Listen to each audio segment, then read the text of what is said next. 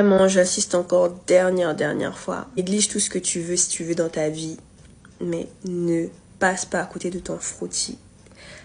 I beg you, please, please, please. Aujourd'hui les filles, j'ai envie de vous partager mon expérience de cet après-midi. C'est en réalité une expérience que toutes les femmes font face, c'est l'examen gynécologique annuel. Je ne vais pas vous mentir, je redoutais ce rendez-vous depuis des semaines. En fait, tout mon mois de septembre, j'ai énormément stressé. J'étais anxieuse, mais vraiment.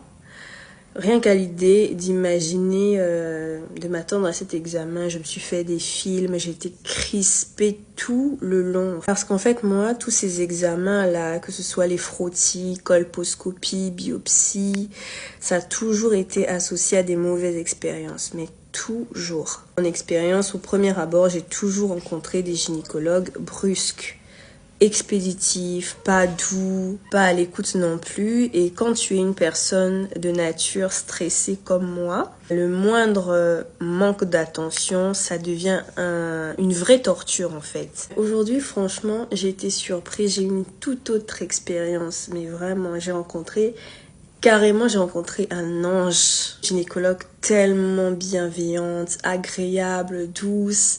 Elle a pris le temps de m'expliquer pourquoi je devais faire ces examens, comment ça allait se passer. Alors que je connais déjà toutes les étapes, je sais déjà comment ça se passe, mais cette dame, non, cœur sur elle, franchement. Je lui envoie toutes mes bénédictions. Pendant qu'elle était en train de m'expliquer tout ça, j'ai pas tenu. J'ai lâché, j'ai fondu en larmes. J'ai pleuré comme un bébé. En fait, c'était des larmes de stress et de soulagement qui sortaient. Mais l'examen s'est tellement passé dans la douceur, dans le respect, dans la patience.